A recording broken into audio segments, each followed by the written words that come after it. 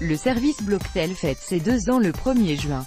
De nombreux témoignages attestent de l'inefficacité de ce service anti-démarchage. Une proposition de loi a été déposée pour renforcer les sanctions envers les contrevenants.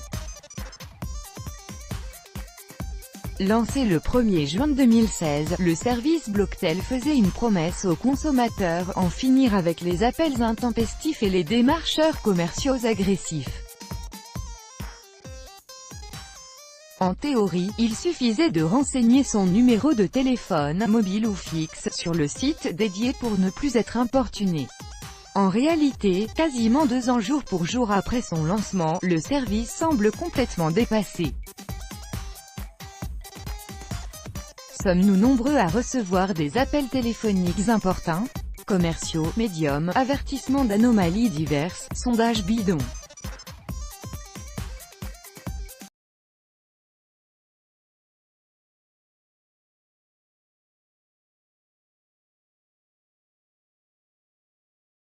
Beaucoup ont l'impression d'avoir affaire à un panier percé. Je partage largement les avis très mitigés sur ce service, écrit Eric.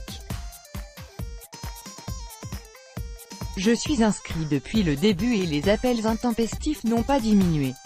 Blocktel c'est du pipeau, renchérit Béatrice, je vais me mettre sur liste rouge. Je ne décroche plus mon téléphone, ce non-filtrage des appels conduit même à des situations gênantes. Beaucoup de personnes hésitent à répondre au téléphone, craignant que ce ne soit encore des appels publicitaires, se plaint Patricia. Je rate donc très souvent des communications que je souhaite passer. Autre problème, soulevé par Aurélie, je suis au chômage et je ne décroche plus mon téléphone au risque de rater un appel important pour un emploi. Comment expliquer un tel raté? Dans une réponse publiée en janvier dernier au journal officiel, le ministère de l'Économie et des Finances apportait quelques précisions. Plus de 700 entreprises ont adhéré au nouveau dispositif afin de faire retirer de leurs fichiers de prospection les numéros protégés par Blocktel, ce qui semble très en deçà du nombre de professionnels tenus de recourir à ce dispositif, déplore le ministère.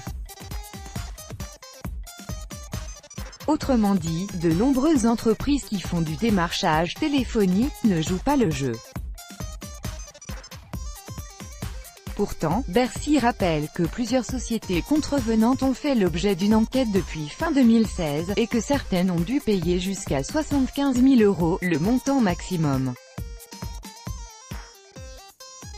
Pour Xavier, ce n'est pas assez, peut-être que si les amendes payées par les commanditaires de ces sociétés harceleuses étaient dissuasives, cela serait efficace.